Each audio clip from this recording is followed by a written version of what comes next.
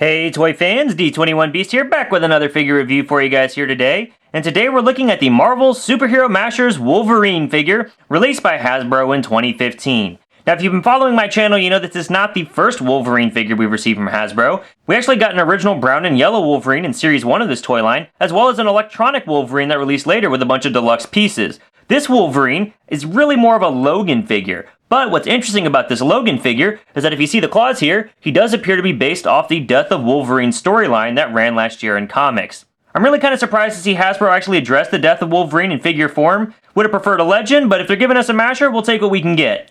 Now if you're not familiar with the Death of Wolverine or what it's about, it was a storyline where Wolverine lost his healing factor and even stopped popping his original claws and started using prosthetic claws attached to his forearms. Thus you see these metal claws that we have here that are affixed to his forearms.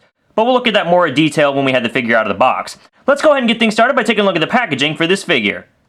As you come down the front of this box, you do have a window box packaging that does house this Wolverine figure inside. You've got the name for the figure off to the right, and on the left-hand side you do have an image of a mashed up superhero, as well as the logo for Marvel Superhero Mashers there towards the bottom. And as we flip this package around, you once again have that Marvel Superhero Mashers logo there towards the top. You've got an image of this Wolverine figure mashed up with a bunch of different superheroes.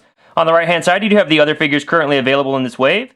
And it's interesting to note that there is no cheesy one-liner being delivered by this character on the back of the box. Usually I find that line of dialogue kind of silly, but I kind of miss it now that it's gone.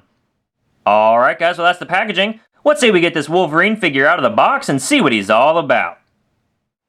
Alright toy fans, so here we have Wolverine out of the packaging, and I do have some likes about this figure, but I've also got some dislikes as well. Let's go ahead and start with the positive stuff. This Wolverine is a completely original sculpt overall. I'm very happy that Hasbro's gone ahead and done that. They aren't reusing any pieces that I can see, except for maybe the actual thigh pieces here, but for the most part, this figure is a completely original sculpt, and I really appreciate that Hasbro's done that, especially knowing that they can't reuse most of these pieces on a future figure. It's nice that they've gone ahead and given us the attention to detail that they have here. The first thing I want to mention is the head sculpt. I think the head sculpt is much better than the previous Logan head sculpt that we got with the electronic Wolverine. If you guys saw that review, you know that I mentioned that I felt like this head sculpt was a bit small in proportion to the rest of the body. I feel like it's much better with this figure. I also like the skin tone of this figure. You can see this Wolverine's kind of got a nice tan on the hand and on the face there. This Wolverine seems just a bit pale or a bit beigey. I don't know, it just didn't seem right to me, so I like the way that they've gone ahead and handled the skin tone on that figure.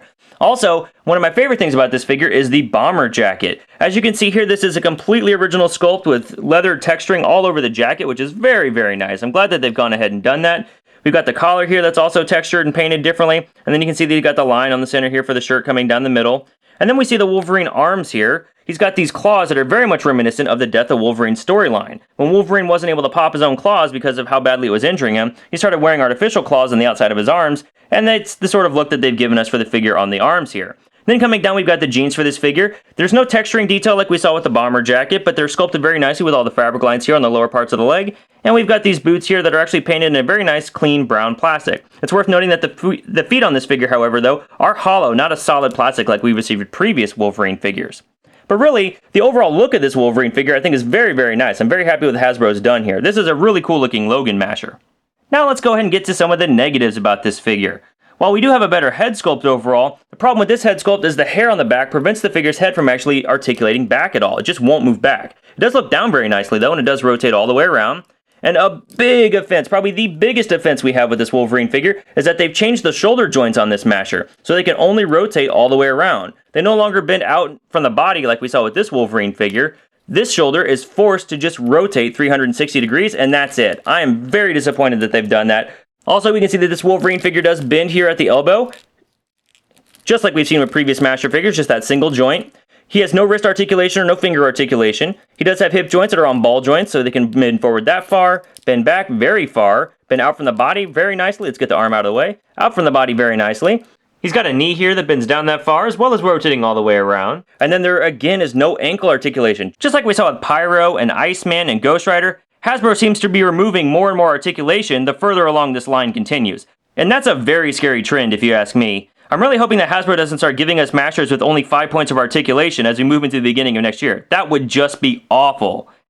Alright guys, so if you're new to mashers and you're not sure what this toy line's all about, mashers are a toy line that are designed to separate at the head, the elbow, the hip, and the knee joint. You can actually pull these figures apart and combine them with other figures in the line to make your own mashed up superhero.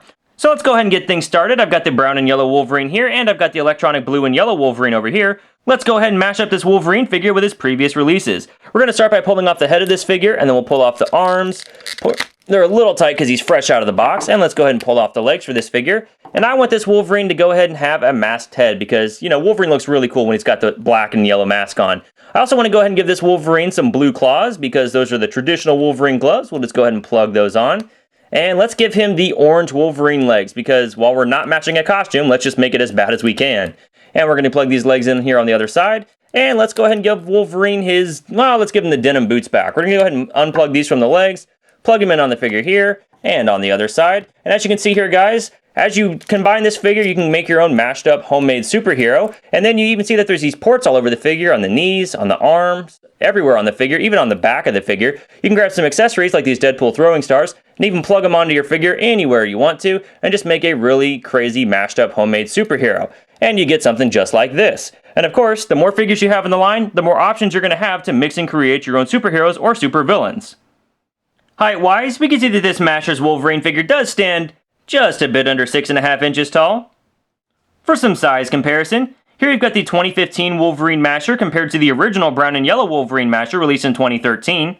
And here he is compared to the yellow and blue Wolverine Masher, the electronic Wolverine figure released in 2013.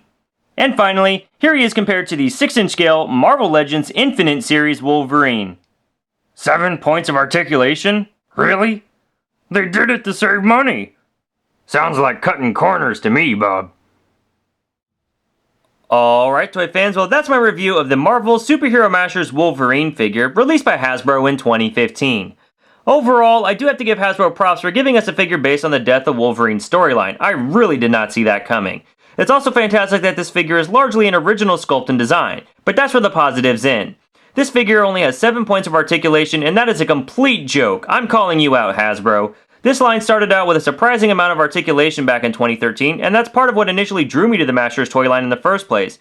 But as this line has continued, you've removed shoulder articulation, ankle articulation, and you're even dialing back on the accessories in the basic figure line, and that's really causing me to worry about the future of this toy line.